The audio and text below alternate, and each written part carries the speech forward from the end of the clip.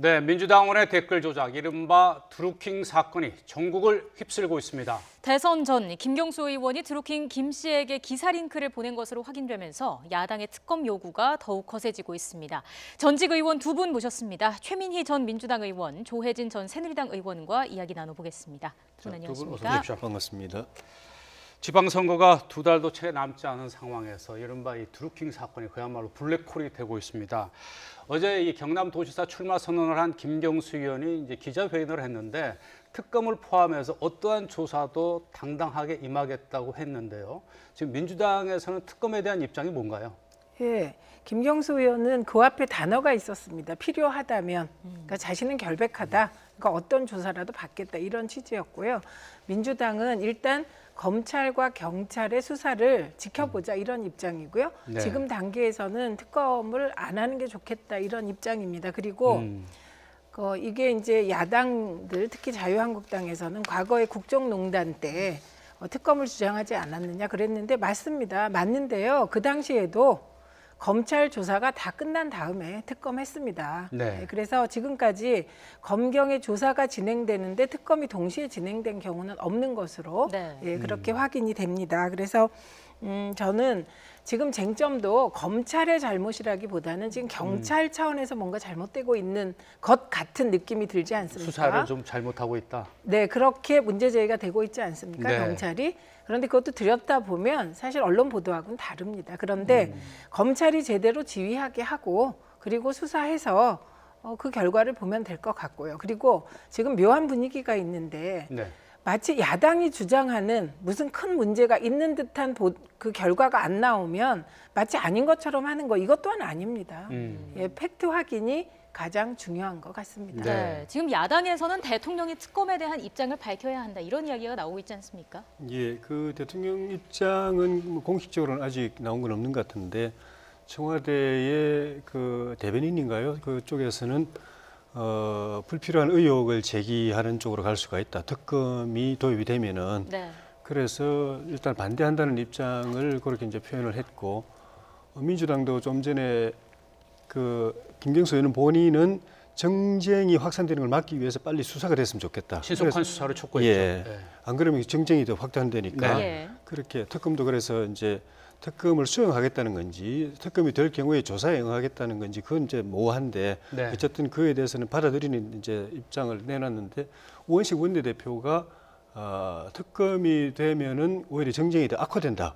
이래가지고 결국 이제 반대 의견을 내놨는데 제가 볼 때는 지금 제기되어 있는 의혹 정도로 보면은 현 단계에서는 특검까지는 하지 않아도 될 것 같다는 생각이 드는데 그거는 이제 검찰과 경찰이 제대로 이제 수사를 한다면은 그 선에서도 진상 규명이 가능하다고 보는데 문제는 이제 야당에서 문제 제기하는 것이 벌써 이 사건이 1월 31일 날 처음 이제 접수가 됐는데 그 이전에 선관위가 검찰에 수사 의뢰한 거는 작년이었고 작년 이제 대선 직전이었고 그까지 거슬러 올라가면 굉장히 오래전에 문제 제기가 됐는데 검찰 경찰이 제대로 수사를 안 했다. 경찰 같은 경우에는 그 압수수색도 제대로 계좌도 압수수색 안 하고 임의로 주는 것만 받고 또 휴대폰도 170여 개를 갖다가 압수해놓고는 제대로 검사도 이제 조사도 안 하고 130 다 이제 검찰에 넘겨줬다가 다시 133개를 돌려달라고 휴대전화. 조사해야 되겠다. 이런 상황이고 검찰도 작년에 수사 의뢰 선관위 수사 의뢰 한 걸 갖다 불기소 처분하는 바람에 선거법 위반 그 시효만 넘어가는 상황, 수사를 할 수 없는 상황이 되어버려서 이 부분에 대해서 일각에서는 오히려 그 검찰과 경찰이 그 사건 은폐의 혐의로 수사를 받아야 될 대상이다라는 험악한 말이 나올 정도라 가지고 이 부분에 대해서 앞으로 한 일주일 내주 2주일 안에 검찰 경찰이 제대로 수사하는 모습을 국민에게 보여주지 못하면 그때는 여론이 특검 쪽으로 가지 않겠는가 그런 생각이 드네요. 이에 대해서 하고 싶은 말씀. 하고 싶은 말보다는 우선 사실관계를 바로잡아야 하는데요. 청와대에서 입장을 냈습니다. 국회 뜻에 따르겠다. 그리고 이건 뭐 지금으로서 청와대는 가장 원론적인 입장인데 국회가 합의해서 뭐 하면 그 뜻에 따르겠다 이렇게밖에 할 수 없을 것 같고요. 그다음에 드루킹과 관련하여 지금 이게 불법이라고 자꾸 이제 생각하시는데 불법과 합법의 경계가 있습니다. 우선 첫째 이제 생각하셔야 될 게 선관위가 온라인상의 선거운동은 사실 거의 개방해 놓은 상태입니다. 그래서 온라인상에 특정 후보를 지지하거나 이런 부분은 뭐 지금 뭐 처벌할 수 있는 뭐가 없고요. 네. 그리고 이제 자꾸 야당 일부에서 시발단 있잖아요. 대선 기간에 시발단하고 연결을 짓는 흐름이 있습니다. 근데 시발단은 그 공식적인 캠프 사무실 이외에 다른 곳에 유사 선거 사무실을 꾸려놓고 거기에서 조직원들을 만들어서 동원해서 댓글 작업을 한 겁니다. 네. 그리고 뭐 기사를 퍼날리기도 하고 이렇게 했겠죠. 그래서 이미 그건 대법원에서 이게 불법으로 확정된 그런 사안이고요. 지금은 이 드루킹의 경우는 아무것도 그런 게 밝혀진 게 없습니다. 그리고 경찰이 그러니까 좀 이제 석연치 않은 건 이겁니다. 김경수 의원은 대변인이었잖아요. 대선 때 선대본에. 네. 그러다 보니 좋은 기사가 있으면 주변 사람들한테 내가 URL을 보냈다. 기사 링크를 보내서 퍼뜨려달라고 했다. 이 얘기를 이미 했어요. 본인은. 네. 그런데 경찰청장은 오히려 그냥 그 텔레그램에서 주로 드루킹이 보내고 김경수 의원은 받기만 했다. 이렇게 얘기를 했거든요. 근데 네. 그 부분은 이미 경찰이 일선 경찰은 뭐라 그랬냐면 텔레그램을 통해서는 일방적인 게 많이 갔지만 다른 메시지를 통해서 혹시 주고받는 게 있는지 휴대폰을 이게 수사 중이다 이렇게 얘기를 이미 했습니다. 네. 그러니까 이건 일선 경찰까지 싸잡아서 욕먹을 일은 아닌 것 같고요. 네. 지금 자꾸 URL 말씀을 하시는데 기사 링크입니다. 근데 그 URL의 경우도 16개월 동안 14개 보낸 거예요. 16개월 동안. 네. 그게 어떻게 자주 소통한 겁니까? 네. 16개월 동안 한 달에 한 번 꼴도 안 되거든요. 그래서 그 질문을 보다 자세하게 드리려고 네, 했는데 네. 앞서 지금 이제 특검 도입과 관련해서 사실 지금 자유한국당, 바른미래당, 민주평화당은 특검 도입을 강력하게 주장하고 있지 않습니까? 그리고 국회 정상화의 이제 전제 조건으로 특검 도입을 주장하고 있는데 지금 의석 분포상 어떻습니까? 지금 더불어민주당과 또 정의당이 반대하면은 특검 도입이 좀 어려운 상황이죠.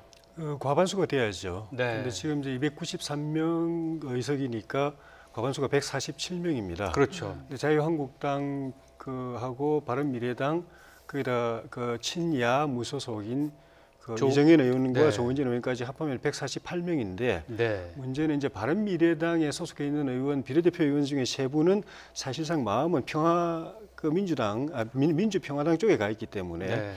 만약에 민주평화당이 그 특검 도입을 반대하게 되면 그 세 명도 빠지게 됩니다. 네. 그러니까 실제 148명 중에서 145명만 남게 되고 그러면 147명 과반수에 못 미치게 되니까 통과가 좀 어려워야 되는데 좀 전에 말씀하신 대로 조배수 원내대표가 당 대표가 특검 도입해야 된다고 이야기를 했고 네. 물론 이제 당론으로 확정했는지 모르겠지만 당 대표가 그 정도 이야기했을 정도 되면은 이제 그 분위기가 네. 상당히 이제 특검 도입 쪽으로 이제 기울어졌다고 볼 수 있는데 네. 이 이제 특검 안에 대한 찬반 의견을 당 차원에서 결정할 거냐, 아니면 교수단체 차원에서 결정할 거냐. 네. 그 당 차원에서 결정하면은 민주평화당 의원만으로도 충분히 이제 통과 가능한데 네. 교수단체는 민주평화당과 정의당이 지금 같이 하고 있거든요. 네. 평화와 정의의 모임이라고 해서. 네. 그래서 교단체 차원에서 집단적으로 움직이겠다 하면 정의당하고 또 이제 협의를 해야 되고 정의당도 조금 그 경찰 수사가 제대로 안 되면 특검해야 될 듯한 분위기를 풍기고 있지만 아직은 특검해야 된다는 말을 안 하고 있어가지고 그렇죠. 네. 그런 게 이제 좀 변수로 좀 남아 있다고 보여집니다. 예. 네. 앞서서 최민희 전 의원님께서 기사 링크 관련된 이야기를 좀 해주셨는데 김 의원이 앞선 해명에서 주변에 기사들을 공유한 적이 있는데 드루킹이 포함됐을 수 있다 이런 이야기를 했었어요. 네.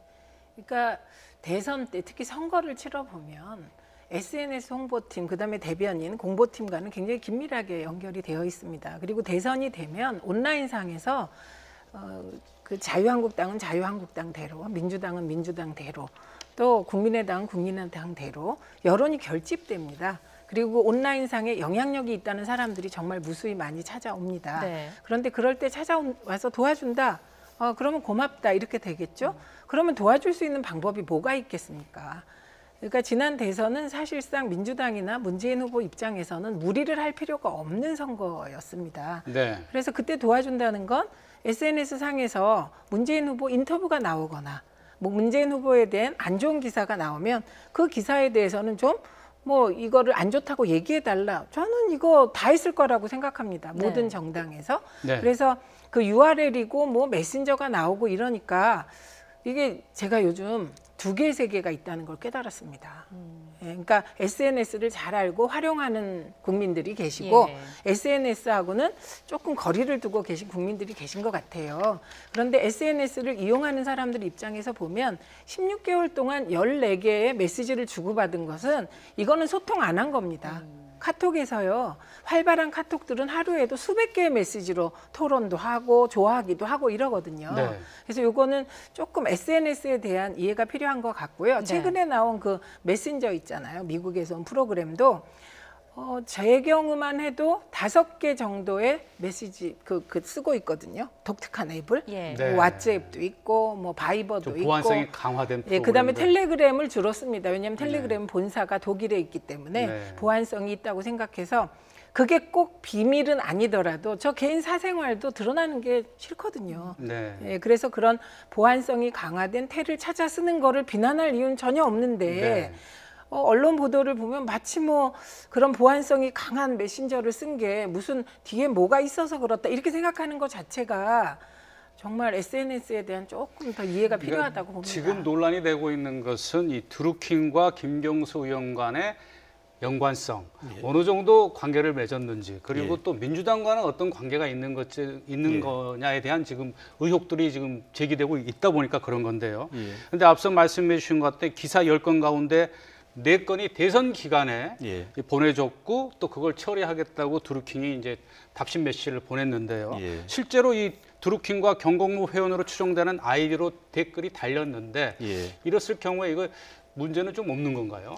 그 자체는 이제 자체로서 이미 이제 문제가 있는 것이고 이제 드루킹이 그러니까 위아래를 받아가지고 김경수 의원한테서 이 기사를 좀 작업을 해달라는 부탁을 받아가지고 그대로 이제 처리하겠다고 하고 밑에 있는 조직들 경공모라든가 아니면은 또 경인선이라든가 이런 조직들에다가 이제 내려가지고 그 사람들이 달라붙어가지고 그걸 이제 여론 조작을 했다는 그런 이제 혐의가 되는데 네.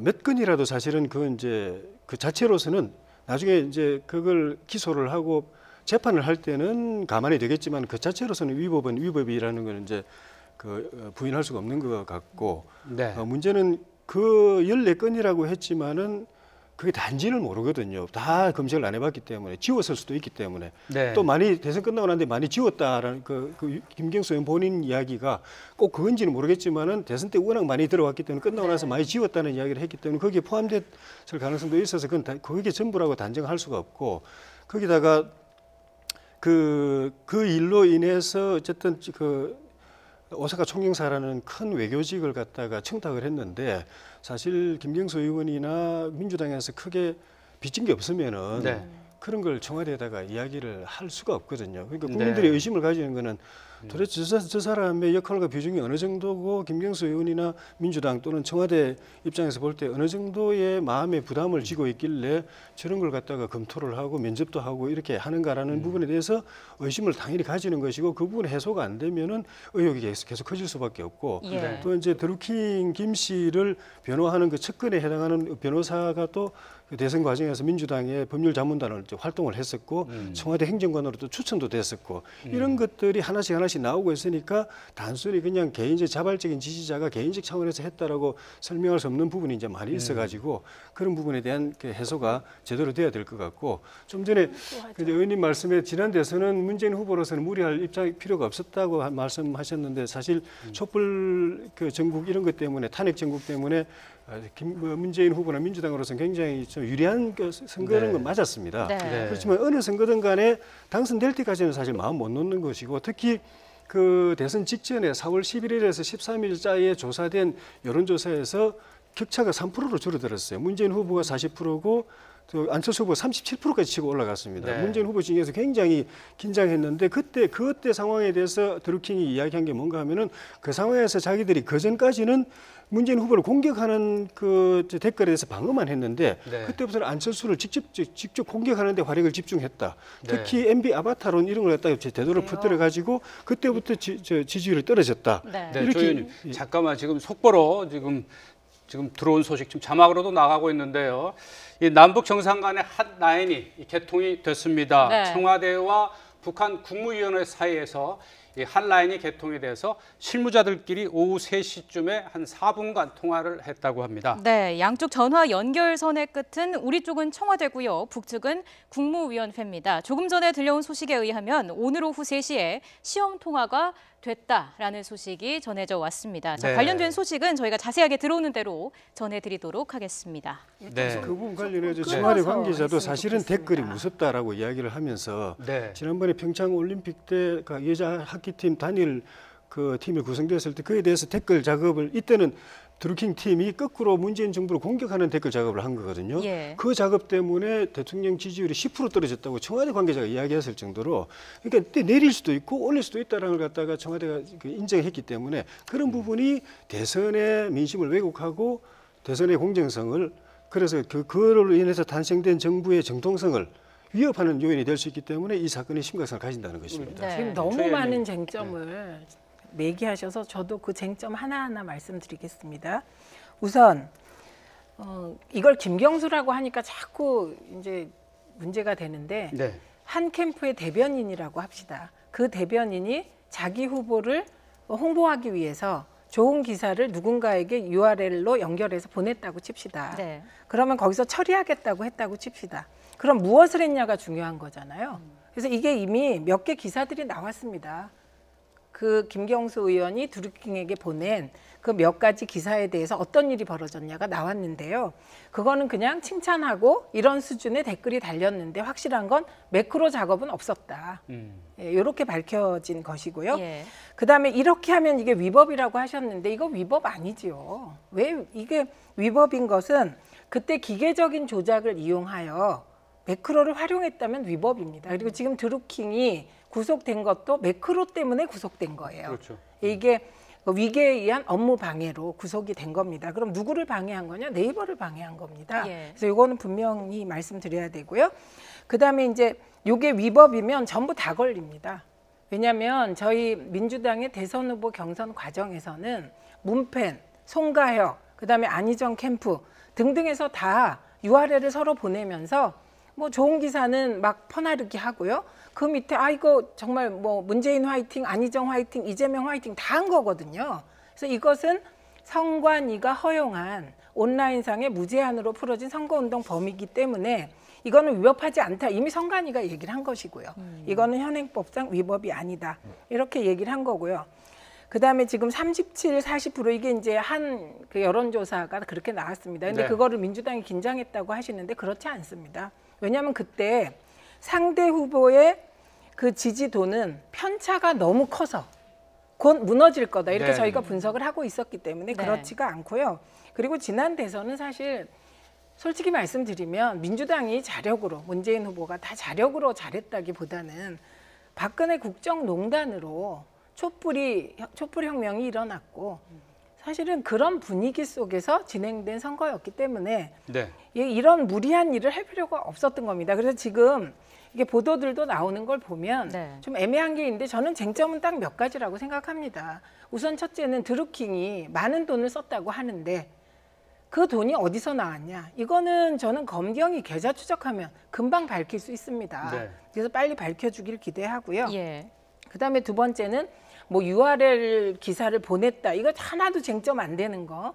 큰일인 것처럼 이렇게 하면 안 되고요.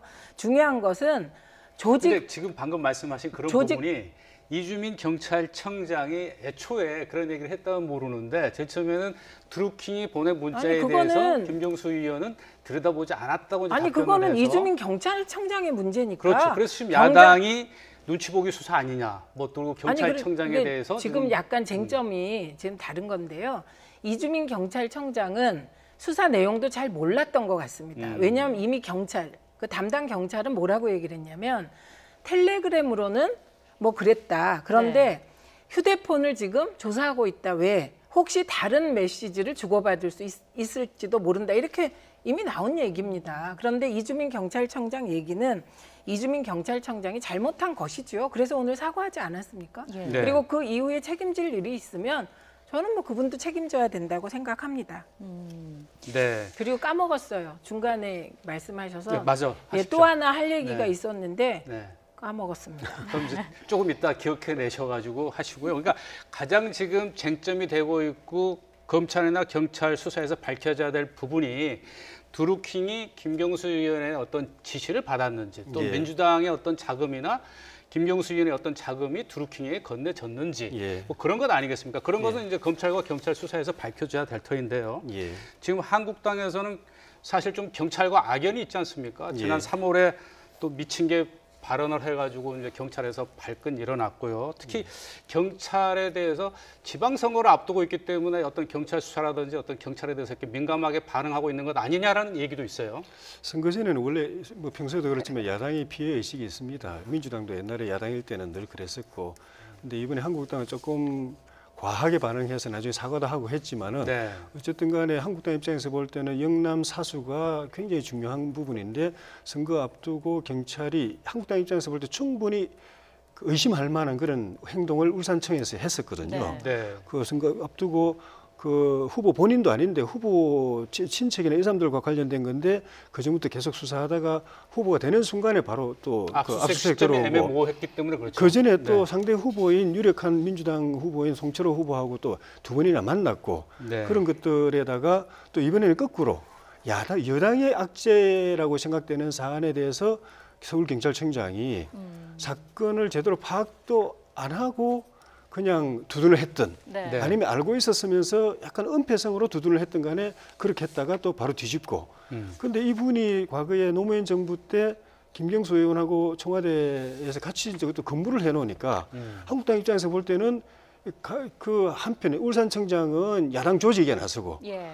이 그 서울청장은 여당 후보 비호하는 데 나서고 이런다는 의심을 충분히 할 만한 상황이기 때문에 특히 이주민 청장 같은 경우에는 모르면 모른다고 이야기하고 또 아니면 아니라고 이야기해야 되는데 나중에 하루 뒤에 밝혀지고 또 사과할 일을 자신 있게 이야기를 해서 몇 번째 말이 바뀌고 그런 것들이 그 야당의 반발 또 국민들의 의심 경찰이 제대로 수사할 수 있을까? 왜냐하면 지금 국정원 댓글 사건 같은 경우에도 지난 정부 때 국정원 관계자 또는 검찰 관계자들 제대로 수사 안 했다고 해서 정권 바뀌고 났는데 그 사람들 다시 수사했던 사람들이 부실 수사, 은폐 수사 그 혐의로 조사받아 가지고 지금 감옥 가 있고 검사 한 명은 자살했고 네. 이런 상황이기 때문에 이런 사안들이 이주민 서울청장이 이렇게 말하는 것이 예사롭지 않다는 거죠. 네. 이런 논란 예사롭지 않은 건 아니고요. 일을 잘 못하신 것이죠. 그리고 그 일을 잘 못하신 데 대해서는 책임져야 한다고 생각합니다. 근데 지금 말씀 중에 그 송철호 의원하고 두 번이나 만났다는데 그 송철호 후보 말고도 다 만났다는 거잖아요, 정치인들을. 예, 그리고 지금 뭐 울산 경찰청하고 서울 경찰청이 짰겠습니까?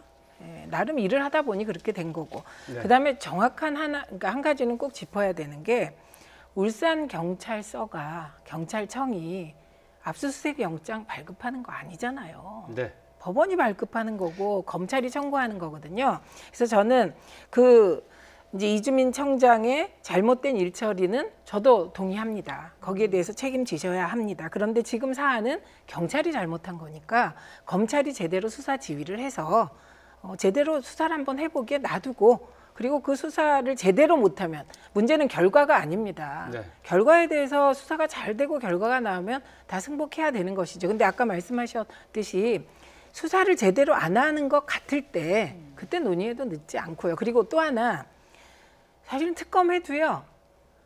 특검은 뭐 외부에서 변호사가 오시든지 국회가 추천하는 법률가가 되겠지만요. 네.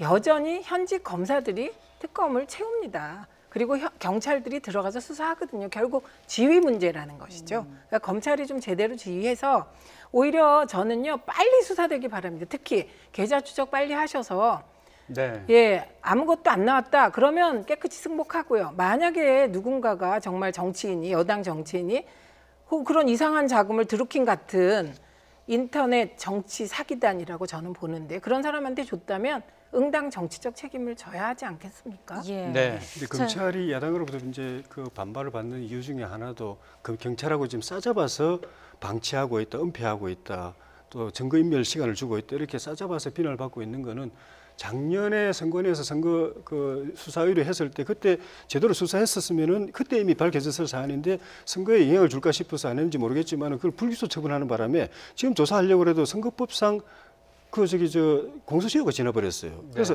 결과적으로 수사 못하게 막아버린 상황이 돼버린 데다가 지금도 검찰에 우리 이제 야당에서 이제 고발을 해서 검찰이 사건 배당은 해놨는데 수사는 안 해요. 검찰이 지금 목을 메고 있는 게 수사권 안 내놓겠다는 거 아닙니까? 네. 그러면서도 당연히 이런 사건이 있으면 검찰이 뛰어들어서 수사를 하던 검찰인데 배당만 해놓고 수사 주체는 어디까지나 경찰이다라고 방치하고 있어가지고 자, 이런 알겠습니다. 부분이 계속 아니, 이제 네. 자, 반발을 이제 검찰과 사고 있는 경찰의 근데 거죠. 요거 한 가지 얘기해야 됩니다. 왜냐하면 다음 질문도 있거든요. 지금 두 개의 사건을 중첩해서 말씀하시니까 요건 문제죠. 왜냐하면 대선 전에 드루킹이 문제됐다는 거는 그 무슨 사무실에서 사람들이 모여 있다. 뭐 이런 사건이었어요. 그건 네. 별개의 사건이고요. 네. 이번에 드루킹이 문제된 것은 매크로 조작입니다. 네. 그러니까 이걸 뭐 쭉 연결시켜서 그때 그 대선 전에 그 수사를 했던 검찰하고 지금 이걸 지휘하는 검찰이 같다? 아닙니다. 담당이 네, 다릅니다. 알겠습니다. 네. 자, 검찰과 경찰 수사에 대해서 지금 이제 논란이 빚어지고 있는데 일단 다음 질문으로 넘어가겠습니다. 검찰과 경찰의 수사 제대로 하는 것은 너무나 당연한 일이고요.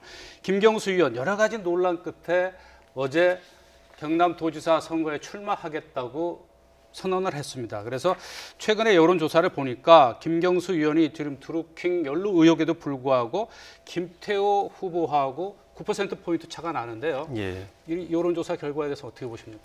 사실 이거는 그 TV에서 여론조사는 뭐 판세나 이런 거 함부로 이야기하면 안 되는데 네. 그냥 뭐 제가 솔직히 객관적으로 저는 어느 당 소속도 아니고 무소속이기 때문에 네. 또 제 지역구가 경남이라 가지고 경남 사정에 상대적으로 조금 더 이제 밝다면 이제 밝다고 볼 수 있는데 9% 차이면은 여론조사 전문가들이 지금 그 응답 안 하는 보수층 그걸 한 10% 정도로 대체로 보더라고요.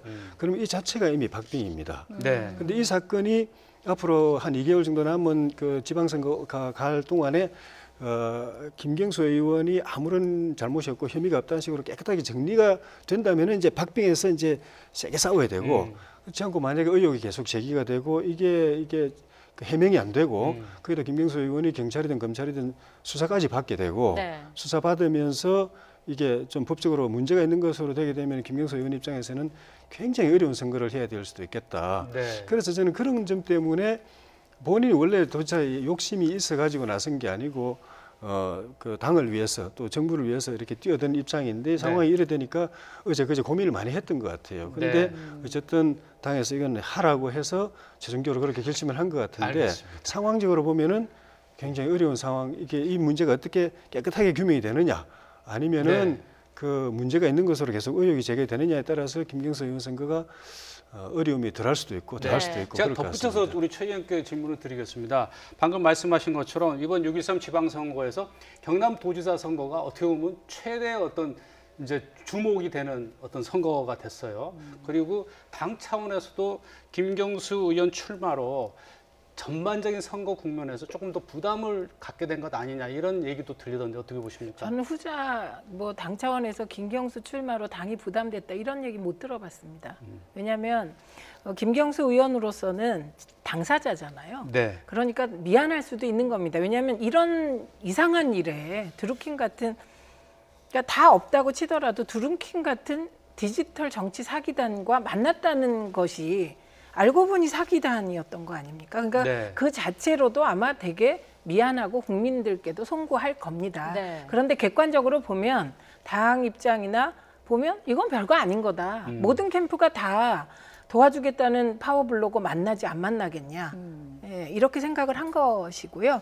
그래서 저는 당 지도부가 판단을 잘했다고 생각하고 김경수 의원도 잘 출마했다 이렇게 생각합니다. 이유는 만약에 지금 우리들의 야당이 타협적이고 화합적인 야당이라면 뭐 좀 다른 판단을 하겠어요. 근데 저는 만약에 김경수 의원이 그만뒀다면 야당의 공세가 더 세졌을 테고요. 네. 그리고 뭐가 있구나 뭐 이런 식으로 나왔을 거라고 생각합니다. 그래서 결백한 김경수 의원 입장에서 뭐 출마하는 건 너무나 당연하다 이렇게 생각하고 좀 아까 여론조사 관련하여 이거 수치를 쭉 보니까 한 무응답층이 20% 정도 되네요. 네. 그럼 요 20%를 프로테이지로 보면 아마도 보수층의 무응답률이 조금 높을 거라고 봅니다. 그걸 다 감안하면 지금 이 여론조사 수치로 박빙이라기보다는 저는 한 5% 정도 김경수 의원이 앞서는 상황으로 분석이 되는데 예.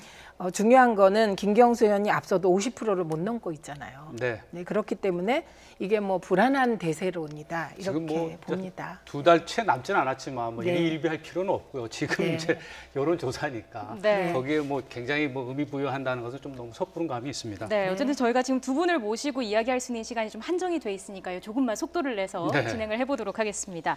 자, 드루킹 사건의 여파로 국회는 올스톱 국면으로 빠져들고 있습니다. 지금 이 시점에도 개헌 국민투표법 개정안이 통과됐다는 소식은 들려오지 않고 있는데 개헌 안 하는 겁니까? 못 하는 겁니까?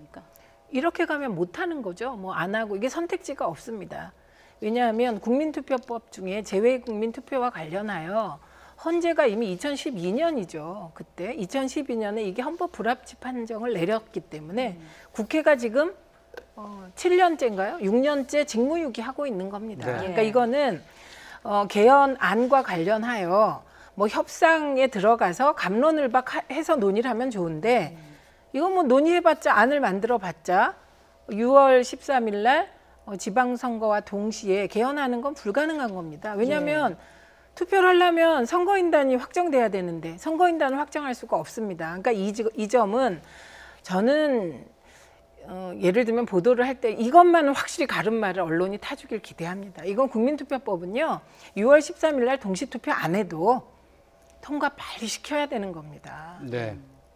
자, 방금 말씀하신 대로 이제 청와대와 여당은 오는 23일까지는 어떻게든 이 국민투표법 개정안이 공포가 되고 국회에서 처리되기를 지금 촉구하고 있는데 예. 사실상 지금 상황에서는 그 가능성은 거의 없다고 봐지거든요. 예. 자, 그렇다면은 자유한국당에서 6월 국회 개헌안 마련하겠다고 했었는데 이건 어떻게 될까요? 현실적으로 여야 합의된 국회 개헌안을 국회안을 만든다는 것은 쉽지 않아 보입니다.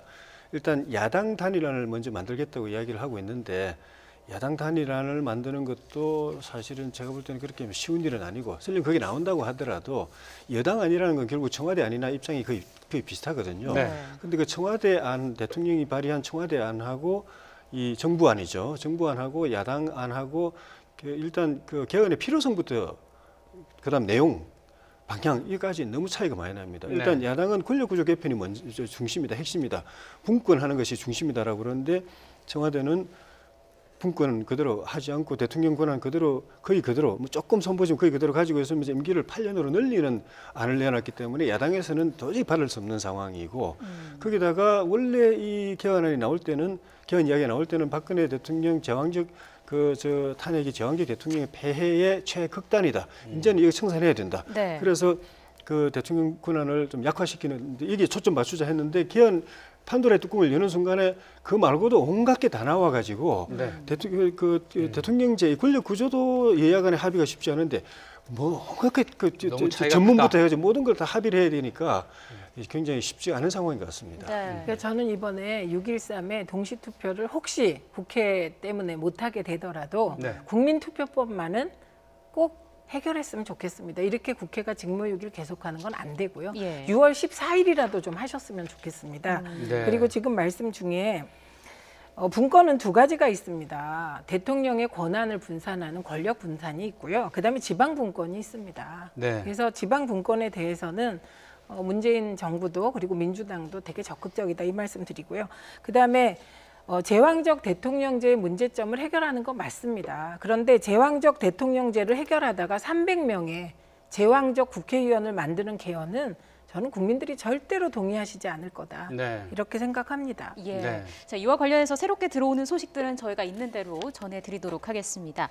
자, 다음 소식으로 넘어가 보겠습니다. 남북 정상회담 이제 일주일 앞으로 다가왔습니다. 조금 전에 저희가 오후 3시에 한라인이 개통됐다는 소식도 속보로 전해드렸었는데 자, 회담 준비도 속속 이루어지고 있는 모양새입니다. 공식 수행원 6명을 어제 선정을 했는데 청와대와 국정원, 외교부와 국방부 수장까지 총 출동하는 거 아니겠습니까? 네, 그렇습니다. 근데 여기서 빠진 게 경제 관련 부처가 빠졌습니다. 그것은 북한에 대한 경제 제재가 진행되고 있기 때문에 뭐 이번 남북 정상회담에서 그 의제조차 될 수 없기 때문에 빠진 것 같고요. 네. 두 번째는 문화, 체육 요 관련 부처가 빠졌습니다. 이것은 이미 평창 올림픽 이후에 남과 북이 오가면서 문화 공연도 하고 했기 때문에 필요성이 없어서 빠진 것 같습니다. 그러니까 네. 요 인적 구성으로 보면 그냥 한반도 비핵화와 관련하여 그리고 정전 협상과 관련하여 뭐 직방으로 논의하겠다 그런 것으로 보입니다. 그러니까 네. 외교 안보 라인이 중심으로 가니까요. 예. 조 의원께서는 청와대와 북한 국무위원 간의 핫라인이 이제 오늘 개통이 됐는데요. 예. 과거와는 조금 다른 핫라인 아니겠습니까? 예. 자, 지금 그 청와대 윤건영 국정상황실장이 조금 전에 개통된 이 남북 간의 핫라인과 관련해서 이 브리핑을 했는데요. 그 내용 들어보도록 하겠습니다. 시작하겠습니다. 2018년 남북 정상회담 간 직통 전화 연결이 조금 전 완료되었습니다. 15시 41분경 청와대와 국무위원회 간의 시험 통화가 있었습니다. 송인배 제1부속비서관이 먼저 평양으로 전화를 걸었고 국무위원회 담당자가 받았습니다. 전화 연결은 매끄럽게 진행되었고 전화 상태는 매우 좋았습니다. 마치 옆집에서 전화하는 듯한 느낌이었습니다. 시험 통화는 15시 41분부터 총 4분 19초간 상호 통화로 이루어졌습니다.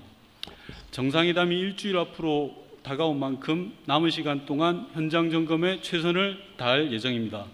우선 내일 오후에 판문점 현장에서 경호안전 관계기관 대책회의가 예정되어 있습니다. 마지막 준비위원회 회의 및 분과장 회의를 포함하여 다음 주에는 판문점 현장회의를 개최할 예정입니다. 4월 24일 판문점 종합상황실이 개소되면 판문점 상황실을 중심으로 차분하고 꼼꼼하게 준비 상황을 점검해 나가도록 하겠습니다. 이상입니다. 네, 방금 보신 대로 윤건영 이 종합상황실장이 이제 발표를 했는데 오후 3시 41분에 시험 통화를 해서 4분 19초간 이제 실무자들끼리 시범 통화했는데 굉장히 상태가 좋았다 이렇게 얘기하고 있거든요.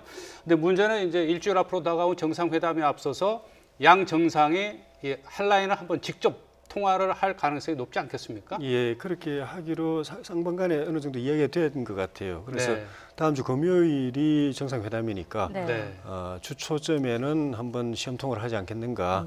뭐 거기서 그 현안 가지고 이야기할 수는 없겠지만은 그 자체가 역사적으로 의미가 있고, 왜냐하면 과거에도 김대중 대통령 방북 이후에 정상회담 이후에 그 남북 간의 그 핫라인이 개설이 됐고, 그게 노무현 대통령 때까지도 있다가 이명박 대통령 때 이제 끊어졌지만은 그 있었지만 그 통화가 정상 간에 통화된 일이 없는 게 사실 그렇죠. 없을 네. 것이거든요. 청와대와 북한 국무위원회 쉽게 말하면 이제 뭐 예. 북한 국무위원회가 이제 노동당 뭐 청사에 있다 뭐 이런 얘기가 들리고 있는데 그 김정은 위원장의 집무실이죠. 그렇죠. 집무 공간이죠. 네. 집무 공간 이런 바로 경우 옆에 처음이죠. 두어서. 그러니까 그렇죠. 그 전에는 우리나라 경우에는 남측 같은 경우에는 국정원에 네. 두어서 간접적으로 그 대통령 뜻을 전하는 통로 정도로 됐지 직접 수화기를 들고 정상 간에 통화할 수 있는 그런 체제는 아니었는데 그나마도 제대로 이제 활용이 안 되었었는데 네. 이번에는 직접 그걸 필요할 때 통화를 하겠다는 의지고, 또 판문점 회담을 하면서 이번에 1회로 끝나지 않고 필요하면은 남북 정상이 언제든지 판문점에서 수시로 당일치기로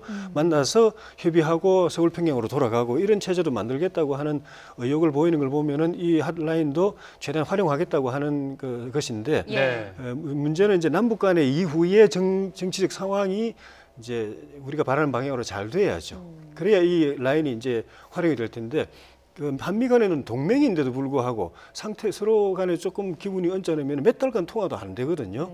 동맹 관계도 그렇기 때문에 남북 관계의 이 핫라인이 수시로 원활하게 활용이 되려면은 설치하는 게 중요한 게 아니고 관계가 좋아야 된다. 그러려면 네. 여러 가지 핵 문제를 비롯해서 현안들이 잘 해결이 돼야 된다 하는 것이 이 관건인 것 같습니다. 네.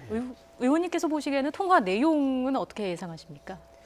뭐 남북 정상 간에 통화를 하면 일단 뭐 한라인 자체가 좀 역사적인 거잖아요. 예. 그리고 그 말씀이 맞는 게 노무현 정부 초기에 한라인이 있었습니다. 그런데 북한의 핵실험을 못 막았거든요. 그러니까 한 라인이 잘 가동되지 못했다는 거고 그 가장 중요한 이유는 정상 간의 한 라인이 아니었기 때문에 힘이 없었다. 그거 맞는 것 같고요. 근데 이번에는 정상 간의 한 라인이니까 정말 위급하고 위기의 순간에 의미 있게 작동하기를 기대합니다. 네. 그리고 만약에 이제 임시 통화하신다면 두 분이 하시게 된다면 뭐 한 라인을 개통한 것 그리고 남북 정상회담을 잘 치르자는 것 뭐 이런 정도의 덕담을 나누지 않을까 이렇게 싶은데요. 근데 저는 조혜진 전 의원님 말씀에 전적으로 공감하는 게 지금 살얼음 걷듯이 한 발 한 발 나가고 있는 상황이거든요. 그러니까 앞으로 그 구체적인 디테일을 어떻게 채워 나가느냐에 따라 디테일이 악마가 될지 디테일이 천사가 될지 이건 정말 여야를 넘어 전 국민이 같이 조심스럽게 가야 되는 상황이 아닌가 싶습니다. 네. 정상회담 관련된 이야기 좀 계속해서 나눠보도록 하겠습니다. 리허설도 이제 남북이 각각 2차례 정도 진행을 하는 것으로 알려지고 있는데 개인적으로 가장 기대되는 장면 하나씩 좀 꼽아주실까요? 네, 먼저 말씀해 주시죠. 뭐 김정은 위원장이 차량으로 넘어올지 걸어서 넘어올 가능성이 많다고 보여지는데 걸어서 넘어오고 문재인 대통령이 그 자리에서 맞고 하는 것이 잘 기대되는 부분인데 그 문제는 이제 이게 전 세계 생중계가 되지 않습니까? 네. 그뿐만 아니라 회담 전체도 이제 생중계를 하겠다고 하는 상황이어서 이게 치밀한 시나리오가 없으면은 혹시라도 거기서 무슨 돌발 상황이나 무슨 뭐 실수나 이런 그 해프닝이나 있게 되면은 우리끼리만 보고 끝나는 것도 아니고 전 세계가 다 보고 그리고 그걸 수습할 수가 없습니다. 이미 다 공표돼 버린 기 때문에 비공개로 하게 되면은 뭐 이렇게 어느 정도 다시 이제 합의해가지고 정리하고 배후적으로 또 정리한 입장을 밝힐 수 있겠지만 이거는 100% 생중계하는 쪽으로 이야기되고 있다고 하니까 그래서 리허설이 그 어느 때보다도 그 어느 이벤트 어느 그 행사의 이벤트보다도 리허설보다도 완벽한 시나리오, 물론 어느 정도의 애드립이 없을 수는 있겠지만 완벽한 시나리오를 만드는데 아마 밑에 실무자들이 남북 할 것 없이 노심초사할 것 같습니다. 네. 끝으로 남북 정상회담과 관련해서요 질문 하나 드리겠습니다. 지금 우리 정부가 이번 정상회담에서 추진하고 있는 게 종전선언 아니겠습니까? 그런데 이 6.25 정전협정 당사국인 미국과 중국도 공개적으로 지지하겠다고 얘기를 했습니다. 그럼 종전선언에서 이제 평화협정 체결까지 가는 과정이 굉장히 힘든데 어떤 점이 가장 좀 우리가 걱정되는 부분이라고 생각하십니까? 그러니까 개인적으로 가장 걱정되는 점은 문재인 대통령이 한반도 운전자론을 말씀을 하십니다. 그리고 지금까지 나름 잘 관리를 하고 있는데 이 종전협정이나 평화협정 체결과 관련하여 우리나라가 종전협정의 당사국이 아니라는 점. 여기서 올 수 있는 여러 가지 문제점이 저는 가장 걱정이 됩니다. 그런데 이제 이게 종전을 할 때 미국 정전협정이죠. 제가 말하는 종전선언. 네, 정전협정을 할 때 우리가 당사자가 아니기 때문에 그게 그대로 이어져서 우리가 종전선언의 당사자로 들어갈 수 있느냐 없느냐 이 문제가 검토가 될 겁니다. 그래서 거기서부터 저는 걱정이 시작이 되는데 뭔가 솔로몬의 지혜를 찾을 수 있지 않을까. 찾아내지 않을까 이런 생각이 드는 거는 이게 이제 미국, 중국, 그다음에 북한, 그다음에 우리나라, 일본, 러시아가 있는데 지금 현재 한반도에서 조성되고 있는 평화 분위기는요. 한 국가가 일방적으로 밀어붙이는 게 아니고 6개 국가가 다들 합의하고 가기 때문에 거기서 뭔가 솔로몬의 지혜가 나오지 않을까 싶습니다. 네, 이번 남북 정상회담을 바라보는 국민들의 기대도 높은 상황인데요. 국민들을 만족시킬 수 있는 성과가 나오기를 기대해 보겠습니다. 지금까지 최민희 전 민주당 의원, 조혜진 전 새누리당 의원과 함께 이야기 나눠봤습니다. 두 분 말씀 잘 들었습니다. 고맙습니다.